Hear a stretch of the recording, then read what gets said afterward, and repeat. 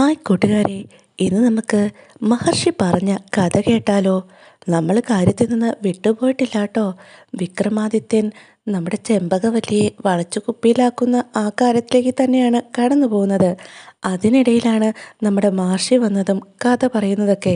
മുൻപത്തെ പാട്ടൊക്കെ കേട്ട് കഴിയാൻ നേരത്ത് വന്ന വഴിയെല്ലാം നമുക്ക് മനസ്സിലാകും. ഏതായാലും വില്ലമനോട് മഹർഷി പറഞ്ഞ കഥ നമുക്ക് കേൾക്കാം. രാജശേഖരൻ എന്ന രാജകുമാരനും വീരപാലൻ എന്ന മന്ത്രികുമാരനും ബാല്യകാല മിത്രങ്ങളായിരുന്നു. യൗവനമായിട്ടും അവർ പിരിയാതെ ഒരുമിച്ചാണ് താമസിച്ചത്. ഒരുമിച്ച് അവർ വിവാഹിതരാവുകയും ചെയ്തു.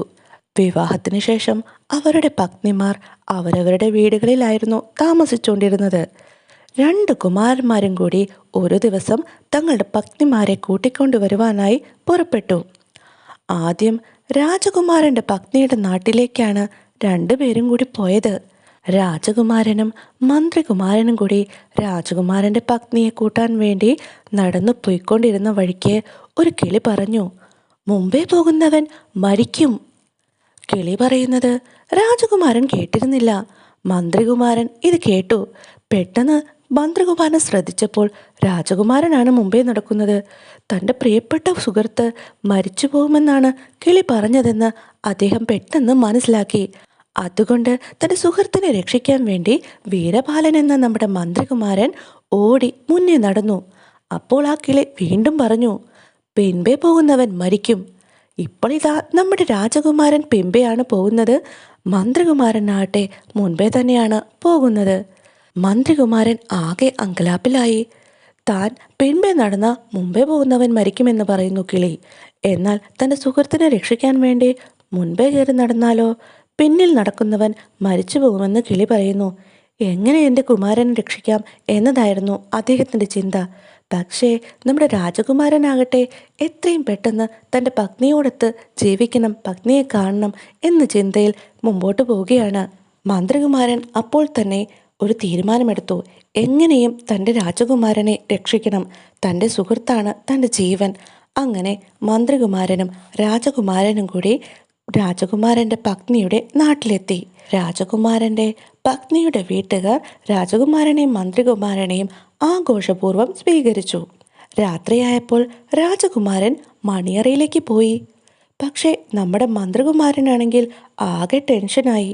തൻ്റെ രാജകുമാരന് കിളി പറഞ്ഞതുപോലെ എന്തെങ്കിലും അപകടം സംഭവിക്കും എന്നും അത് തടയണമെന്നുമായിരുന്നു അപ്പോഴും മന്ത്രികുമാരൻ ചിന്തിച്ചു കൊണ്ടിരുന്നത്. അതുകൊണ്ട് മന്ത്രികുമാരൻ രാജകുമാരൻ്റെ മണിയറയിൽ കട്ടിലിൻ്റെ അടിയിൽ ഒളിച്ചിരിക്കുകയാണ്. അർദ്ധരാത്രി കഴിഞ്ഞപ്പോൾ രാജകുമാരി അണിഞ്ഞൊരുങ്ങി മതാലസയായി ഒരു തട്ടത്തിൽ മധുര പലഹാരങ്ങളൊക്കെ ആയിട്ട് രാജകുമാരൻ്റെ അടുക്കിലേക്ക് എത്തുകയാണ്. പക്ഷേ നമ്മുടെ രാജകുമാരൻ മണിയറയിൽ കയറി യാത്രാക്ഷീണം കൊണ്ടാണെന്ന് തോന്നുന്നു അങ്ങ് ഉറങ്ങിപ്പോയി. രാജകുമാരി മണിയറയിൽ എത്തിയപ്പോൾ ഉറങ്ങുന്ന രാജകുമാരനെ കണ്ടതുകൊണ്ട് അവൾ തട്ടത്തിൽ കൊണ്ടുവന്ന കുറേ പലഹാരങ്ങളും എടുത്ത് പുറത്തേക്കിറങ്ങി.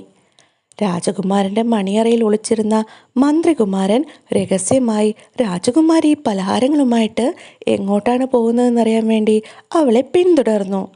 രാജകുമാരി ചെന്ന് കയറിയത് ഒരു മുടന്തൻ്റെ വീട്ടിലേക്കായിരുന്നു. എന്നിട്ട് രാജകുമാരി മുടന്തനോട് ശബ്ദം താഴ്ത്തി പറഞ്ഞു, ഹേയ് സുന്ദര, എന്നെ കൊണ്ടുപോകാൻ എൻ്റെ ഭർത്താവ് വന്നിട്ടുണ്ട്. അദ്ദേഹം ഉറങ്ങാൻ കാത്തിരുന്നത് കൊണ്ടാണ് ഞാൻ ഇന്ന് രാത്രിയിൽ വരാൻ വൈകിയത്. ഇത് കേട്ട മുടന്തൻ ആകെ ഞെട്ടിപ്പോയി. അവൻ പറഞ്ഞു, നീ വിവാഹിതയായിരുന്നു? ഞാനതിപ്പോഴാണ് അറിയുന്നത്. പരസ്ത്രീയെ തൊടുന്നത് പാപമാണ്. നീ ഉടനെ ഇവിടെ നിന്ന് പോകണം. ഞാൻ അറിയാതെയാണ് നിന്നെ സ്നേഹിച്ചു പോയത്. പക്ഷേ രാജകുമാരി മുടന്തൻ്റെ വാക്ക് കേൾക്കാൻ തയ്യാറായില്ല. അവൾ മുടന്തനോട് കെഞ്ചി, അങ്ങനെ പറയരുത് സുന്ദര. അങ്ങയെ കണ്ടില്ലെങ്കിൽ എനിക്ക് വളരെ ദുഃഖമാണ്. അങ്ങ് എനിക്ക് ഏറ്റവും വേണ്ടപ്പെട്ടവനാണ്, എൻ്റെ പ്രാണനാണ്.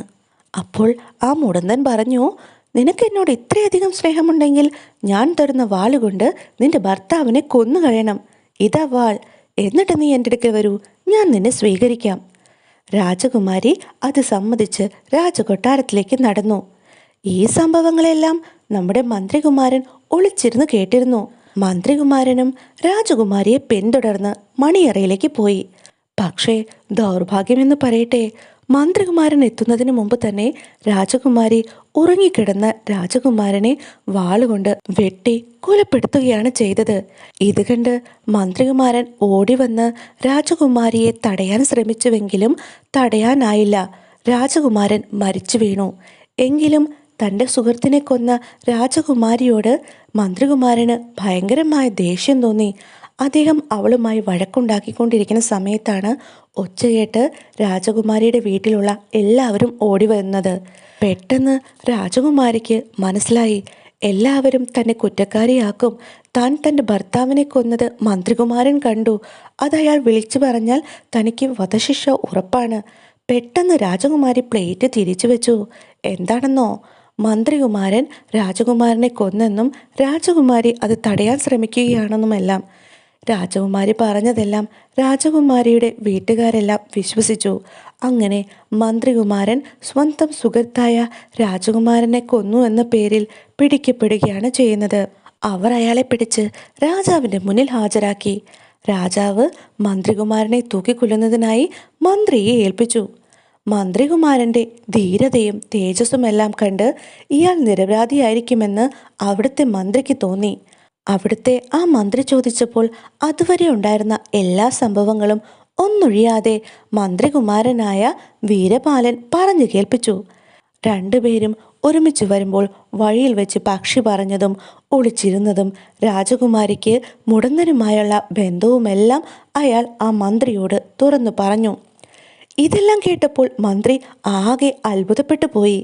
അദ്ദേഹം ഭടന്മാരോട് കൂടി മുടന്തൻ്റെ വീടിനരികിൽ ഒളിച്ചിരുന്നു. രാത്രിയായപ്പോൾ രാജകുമാരി അവിടെ വന്ന് മുടന്തനോട് സംസാരിക്കുന്നതും രാജകുമാരനെ വകവരുത്തിയതിൽ സന്തോഷം പ്രകടിപ്പിക്കുന്നതുമെല്ലാം മന്ത്രി കണ്ടു. അദ്ദേഹം ഉടനെ ആഗ്രഹത്തിൽ പ്രവേശിച്ച് മുടന്തനെയും രാജകുമാരിയെയും പിടിച്ചുകെട്ടി രാജധാനിയിലേക്ക് കൊണ്ടുവരികയും രാജകുമാരിയുടെ കള്ളി വെളിച്ചത്താക്കി ശിക്ഷ വാങ്ങിച്ചു കൊടുക്കുകയും ചെയ്തു. കഠിന ഹൃദയയും ഭർതൃഘാതകിയുമായ സ്വന്തം പുത്രിയുടെ നേരെ രാജാവിന് വല്ലാത്ത അമർഷമുണ്ടായി. മന്ത്രികുമാരനെ തെറ്റിദ്ധരിച്ച് കൊലയ്ക്ക് വിധിച്ചതിൽ പശ്ചാത്താപിക്കുകയും പാപപരിഹാരത്തിനായി ഗംഗാ സ്നാനത്തിന് ആ നാട്ടിലെ രാജാവ് പോവുകയും ചെയ്തു. മന്ത്രികുമാരൻ്റെ അപേക്ഷ അനുസരിച്ച് രാജകുമാരൻ്റെ ശവം നശിക്കാതെ ഭദ്രമായി സൂക്ഷിച്ചു വെച്ചു. അങ്ങനെ കുറച്ച് ദിവസങ്ങൾക്ക് ശേഷം മന്ത്രികുമാരൻ അവിടുന്ന് തിരിച്ച് സ്വന്തം ഭാര്യയുടെ നാട്ടിലെത്തി. തൻ്റെ കൂടെ ഒരു പെട്ടിയിൽ രാജകുമാരൻ്റെ ശവവും അദ്ദേഹം കൊണ്ടുവന്നിരുന്നു. മന്ത്രികുമാരൻ്റെ ഭഗ്നി വീട്ടുകാർ മന്ത്രികുമാരനെയും വളരെ ആഘോഷത്തോടെയാണ് അവിടേക്ക് ആനയിച്ചത്. അന്ന് രാത്രി സൽക്കാരത്തിന് ശേഷം മന്ത്രികുമാരൻ ഏകനായി മണിയറയിൽ ശയിക്കുമ്പോൾ മന്ത്രികുമാരി സർവാലങ്കാരത്തോടെ ഒരു കയ്യിൽ പലഹാര താമ്പാളവുമായി മുറിയിൽ പ്രവേശിച്ചു.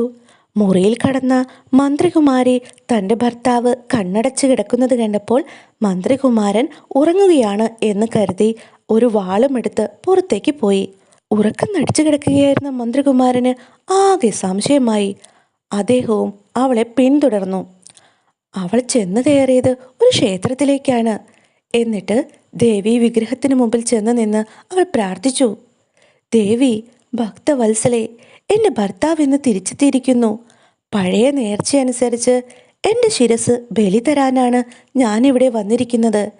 എൻ്റെ പ്രിയതമന് സർവമംഗളങ്ങളും ഭവിക്കട്ടെ.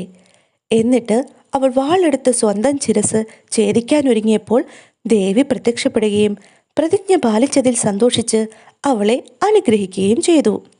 എന്നിട്ട് ദേവി പറഞ്ഞു, മകളെ, നീ ഭർത്താവിനോട് ചേർന്ന് ചിരകാലം സുഖിച്ച് ജീവിക്കും. മന്ത്രികുമാരി ദേവിയോട് അപേക്ഷിച്ചു. അംബികെ, എനിക്കൊരു വരം കൂടി തരണം. എൻ്റെ പ്രിയതമൻ്റെ ഉറ്റ സ്നേഹിതനായ രാജകുമാരൻ്റെ മൃതശരീരം ഇവിടെ കൊണ്ടുവന്നിട്ടുണ്ട്. അദ്ദേഹത്തെ ജീവിപ്പിച്ചു തരണം.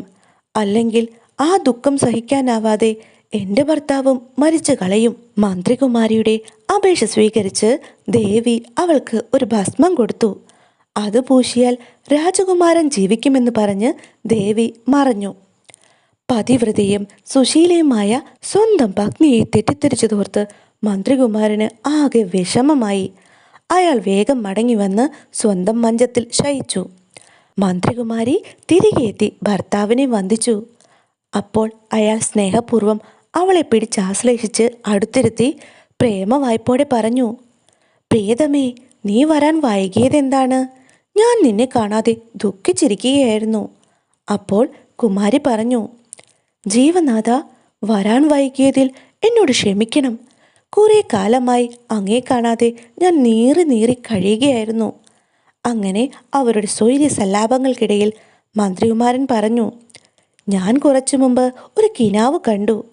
ഒരു സ്ത്രീ ഇവിടെ നിന്ന് പോയി ഭദ്രാദേവിയുടെ ക്ഷേത്രത്തിലെത്തി സ്വന്തം ശിരസ് ബലിയർപ്പിക്കാനൊരുങ്ങി. അപ്പോൾ ദേവി പ്രത്യക്ഷപ്പെട്ട് വേണ്ട വരങ്ങൾ കൊടുത്ത് അനുഗ്രഹിച്ചയച്ചു. ഇതായിരുന്നു സ്വപ്നം. മന്ത്രികുമാരി നടന്നതെല്ലാം അപ്പോൾ തന്നെ രാജകുമാരനെ പറഞ്ഞു കേൾപ്പിച്ചു. അവൾ ഭർത്താവിൻ്റെ നിർദ്ദേശപ്രകാരം ഭസ്മം പുരട്ടി രാജകുമാരനെ ജീവിപ്പിക്കുകയും ചെയ്തു. രാജകുമാരൻ കണ്ണു തുറന്നു നോക്കിയപ്പോൾ ആകെ ആശ്ചര്യപരതന്ത്രനായി. സ്വന്തം പത്നിയുടെ കൊടും വഞ്ചനയും ആത്മസുഹൃത്തിൻ്റെ നിസ്വാർത്ഥ സേവനവും കേട്ടറിഞ്ഞ് രാജകുമാരൻ ആ രാജ്യത്ത് തന്നെ സന്തോഷത്തോടെ വസിച്ചു. കഥ കഴിഞ്ഞപ്പോൾ മുനി പറഞ്ഞു, അല്ലയോ വേട യുവാവേ, ഇതാണ് യഥാർത്ഥ മിത്രങ്ങളുടെ മഹത്വം. നിന്റെ ചങ്ങാതി നിന്നെ ചതിക്കുകയാണ് ചെയ്തത്. അതിനാൽ നീ അവനെ ഒരിക്കലും വിശ്വസിക്കരുത്. അതിനുശേഷം മുനി അവന് ധാരാളം ധനം ദാനം ചെയ്ത് അവൻ്റെ വീട്ടിലേക്ക് തിരിച്ചയച്ചു. എന്നിട്ട് മുനി വീണ്ടും തൻ്റെ തപസ് തുടർന്നു. കഥ അവസാനിപ്പിച്ചുകൊണ്ട് വിക്രമപ്പെണ്ണ് വിളിച്ചു പറഞ്ഞു, ഹേ ഹേ ചെമ്പകഗന്ധി, യഥാർത്ഥ മിത്രങ്ങൾ ഇങ്ങനെ അടുത്ത് ജീവിക്കുന്നവരാണ്. നീയാണെങ്കിൽ പുരുഷന്മാരെ കാണാതെ ജീവിക്കുന്നതിൻ്റെ രഹസ്യം എന്നോട് പറയുന്നുമില്ല. നീ എന്നെ സ്നേഹിക്കുന്നില്ല എന്നതിന് വേറെ എന്ത് തെളിവ് വേണം? ഹായ് കൂട്ടുകാരെ, ചെമ്പകഗന്ധി എന്തുകൊണ്ടാണ് പുരുഷന്മാരെ കാണാൻ ആഗ്രഹിക്കാത്തത് എന്ന് അറിയുന്നതിന് വേണ്ടി നമ്മുടെ വിക്രമപ്പെണ്ണ് അതിനാടകീയമായി കഥകൾ പറഞ്ഞതെല്ലാം നിങ്ങൾ കേൾക്കുന്നുണ്ടല്ലോ. അതിൻ്റെ കാരണവും ചെമ്പകവല്ലിയെ എങ്ങനെ വിക്രമാദിത്യൻ സ്വന്തമാക്കും എന്നതിൻ്റെ കഥയുമെല്ലാം നമുക്ക് അടുത്ത ദിവസം കേൾക്കാം. അതുവരെ കാത്തിരിക്കണം കേട്ടോ. കൂട്ടുകൂടാൻ മറക്കുകയും ചെയ്യല്ലേ.